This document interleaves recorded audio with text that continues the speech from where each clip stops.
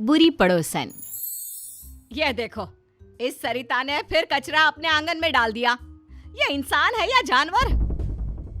कचरा कहीं भी हो, कूड़ेदान का रास्ता ढूंढ ही लेता है। तुमने मेरे घर को कूड़ेदान कैसे कहा है? वैसे ही जैसे तुमने मेरे परिवार को जानवर कहा।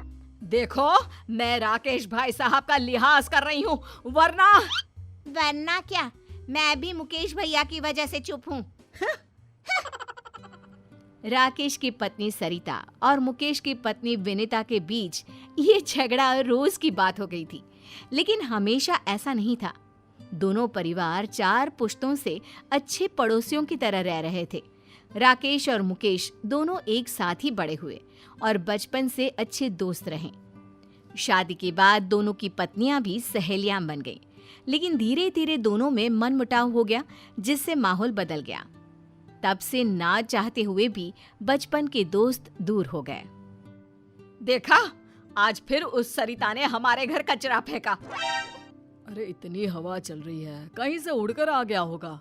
तुम्हें कैसे पता कि सरिता भाभी ने फेंका है? अरे जिस चिप्स का पैकेट मेरे सामने उड़कर आया, वो वही तो खा रही थी। अरे ये क्या बात हुई? अरे चुप रहो, तुम कुछ नहीं समझते। क्यों सुबह सुबह लड़ने लगती हो? तुमने देखा नहीं शुरू किसने किया था? कुछ भी बोलेगी तो क्या मैं चुपचाप सुन लूंगी? अरे नहीं, तुम तो बस सुनाती हो। क्या कहा तुमने? नहीं, कुछ नहीं, सब समझती हूँ मैं। देखना तुम, किसी दिन ना मैं। अरे अब बस भी करो ना भगवान, तुमसे तो बात करना ही बेकार है। एक तरफ दोनों पड़ोसनों को एक दूसरे से नफरत थी, वहीं दूसरी तरफ अपने पापा की तरह रोहित और ईशा भी अच्छे दोस्त थे।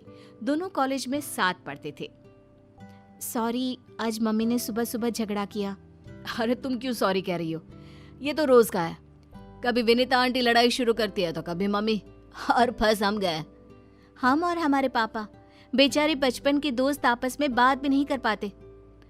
चलो अब घर आने में है, तुम आगे जाओ। अगर मम्मी या आंटी ने हमें साथ देख लिया ना तो हमारा कॉलेज जाना भी बंद हो जाएगा। सही कहा। चलो बाय, कल यहीं मिलते हैं। Okay bye. रोहित और ईशा की तरह मुकेश और राकेश भी छुप कर मिलते थे। सुबह छत पर दोनों मिलकर अपने दुख बांट लेते थे। कैसे हो भाई? बस ठीक ही हूँ, तुम सुनाओ, ऑफिस में सब ठीक?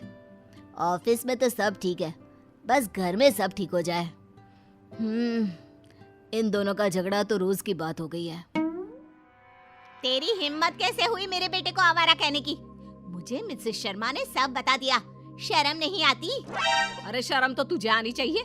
मेरे पति की नौकरी के बारे में तूने कैसे कहा? वैसे तो मुकेश भाई साहब करती है, और पीठ पीछे ऐसी सोच। अरे उल्टा चोर कोतवाल को डांटे, खुद की चोरी पकड़ी गई तो मुझ पर इल्जाम लगा रही है। ये सब सुनकर मुकेश और राकेश छत से नीचे भागे। रोहित और ईशा भी बाहर आ गए। आज के बाद मेरी और मेरे घर वालों की बात भी की ना तो मुझसे बुरा कोई नहीं होगा। अरे तुझसे बुरा तो कोई है भी नहीं, और मुझे क्या पड़ी है तेरे घर वालों से? भाड़ में जाए मेरी बला से। दोनों गुस्से से आग बबूला होती अपने अपने घर चली जाती है और बचा हुआ गुस्सा घर वालों पर निकालने लगती है। तुम्हें क्या हो जाता है बार बार? अरे होगा तो अब कान खोल के सुन लो। आज के बाद अगर गलती से भी राकेश भाई साहब से बात करते दिखे ना तो तुम्हारी खैर नहीं। लेकिन माँ। अरे तू चुप कर, तुझे भी वो रोहित से बात करने की कोई जरूरत नहीं है। याद रखना, मुझसे बुरा कोई नहीं होगा। देख लिया तुमने अपनी भाभी के तेवर? आज से सारे रिश्ते खत्म। अब अगर छत पर तुमने मुकेश भैया से बात की तो। अरे तुम्हें कैसे पता कि हम छत पर मिलते हैं? तुमने क्या मुझे बेवकूफ समझा है?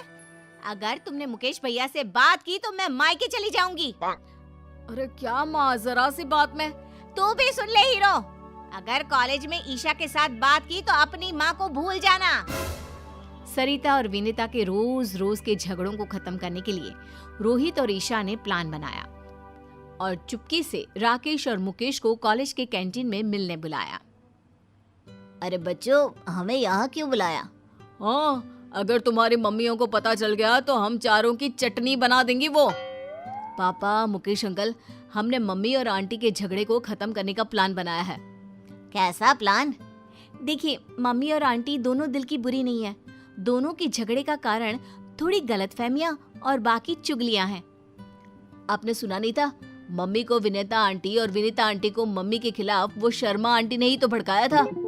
हाँ, विनीता तो बल्कि रोहित की हमेशा तारीफ करती है। कहती है इतना समझदार लड़का है, पढ़ाई में भी अव्वल है। सही कह रहे हो। सरिता भी तुम्हें अपना भाई मानती है। वो क्यों किसी से तुम्हारी बुराई करने लगी? बस पापा, इसीलिए हम चाहते हैं कि दोनों को एक दूसरे की अच्छाई का पता चले और झगड़ा भूलकर दोनों में दोस्ती हो जाए। ऐसा प्लान है। कल मम्मी मार्केट जाने वाली है और विनीता आंटी मंदिर, तभी सही मौका है। अरे लेकिन करोगे क्या? यहाँ आइए। दोनों बच्चों ने राकेश और मुकेश को प्लान सुनाया। लेकिन बेटा, कोई गड़बड़ तो नहीं होगी ना? डोंट वरी अंकल, हमने अपने दोस्तों के साथ मिलकर प्लान बना लिया है। सुनो जी, कल मंदिर जा रही हूँ मैं। अब ठीक है, आराम से जाना। हेलो रोहित बेटा, तुम्हारी आंटी निकल गई है। All the best. सुनो जी, पैसे दे दो, मैं मार्केट जा रही हूँ। अब हाँ, टेबल पर रखे हैं और मैंने सामान की लिस्ट भी बनाई है, वो भी लेते जाना। बेटी ईशा, तुम्हारी आंटी निकल गई है, जरा ध्यान से। जैसे ही विनीता मंदिर से बाहर आई, उसने देखा कि वहाँ भीड़ लगी है और लड़ाई हो रही है। उस लड़ाई में उसे एक जानी पहचानी आवाज सुनाई दी। वो तुरंत पास गई। आंटी आ रही है, चलो नाटक शुरू करो। अरे पैसे तो देने ही पड़ेंगे, तुम्हारी वजह से हमें चोट आई। देखो, एक तो तुम रॉन्ग साइड आ रहे थे, ऊपर से एक बाइक पर 3 सवार। स्पीड तुम्हारी ज्यादा थी और इल्जाम मुझ पर। गलती किसी की भी हो, पैसे तू ही देगा। और ना दूं तो आज मार मार के तेरी हड्डियां तोड़ देंगे और तेरी ये बाइक भी। देखो, मैं पुलिस को बुलाऊंगा। तीनों लड़के रोहित के साथ धक्का मुक्की करने लगते हैं। ये देखकर विनीता बीच झगड़े में कूद पड़ी। बंद करो ये, तुम्हारी हिम्मत कैसे हुई इसे हाथ लगाने की? मैडम, आप बीच में मत आओ, इसकी वजह से हमारी गाड़ी टूट गई, अब हम इसको तोड़ेंगे। मैं इसे अच्छे से जानती हूँ, ये कभी गलती नहीं करता। गलती तुम्हारी होगी। अब भागो यहाँ से, वरना पुलिस को मैं बुलाती हूँ। नहीं, पुलिस नहीं। अरे भागो यहाँ से। थैंक यू आंटी, आपने बचा लिया। अरे बेटा, तू मेरे बेटे जैसा ही तो है। तुझे चोट तो नहीं आई ना? नहीं, मैं ठीक हूँ। आप जो वक्त पर आ गई। अरे बस भी कर। चलो मैं आपको घर ले चलता हूँ। अच्छा ठीक है बेटा, लेकिन अपनी माँ को मत बताना कि मैंने तेरी मदद की। सरिता एक दुकान में सामान खरीद कर वापस जा रही थी, तभी उसे एक आवाज आई। छोड़ो मुझे, हाथ मत लगाओ। अरे ऐसे कैसे छोड़ दे? बचाओ, बचाओ। सरिता ने देखा कि ईशा को कुछ गुंडे छेड़ रहे हैं। आंटी ने देख लिया? हाँ, तो एक्टिंग शुरू करो। आज अकेली मिली है, अब बच के कहाँ जाएगी? ये सब देखकर सरिता ईशा को बचाने के लिए दौड़ी और अपनी चप्पल निकालकर उन्हें पीटने लगी। अरे कम बख्तो, रुको जरा, बताती हूँ तुमको। ये ले। अरे बाप रे, भागो यहाँ से। अरे रुको, अभी तुम्हारी अकल ठिकाने लगाती हूँ। भागते कहाँ हो? रुको। जाने दीजिए आंटी, वो भाग गए। थैंक यू, आपने मुझे बचा लिया। अरे मेरी बच्ची, तुम ठीक तो हो? मैं ठीक हूँ आंटी, आप जो आ गई। वो तो भाग गए, वरना मेरी फूल सी बच्ची को छेड़ने वालों की तो टांगे तोड़ देती मैं। चलो आंटी, घर चलते हैं। बेटा, तू अकेले कॉलेज मत आया जाया कर, रोहित के साथ ही रहा कर। जी आंटी जी। और अपनी माँ को मत बताना। सब कुछ प्लान के मुताबिक चल रहा था और प्लान के हिसाब से सरिता और ईशा, रोहित और विनीता एक साथ घर पहुंचे। राकेश और मुकेश भी बाहर ही खड़े थे। अरे रोहित, तुम इसके साथ? ईशा, तो इसके साथ कहाँ से आ गई? तब रोहित और ईशा ने अपनी अपनी मम्मियों को बताया कि कैसे आंटी ने उनकी मदद की। सारी बातें सुनकर दोनों की आंखों में आंसू आ गए।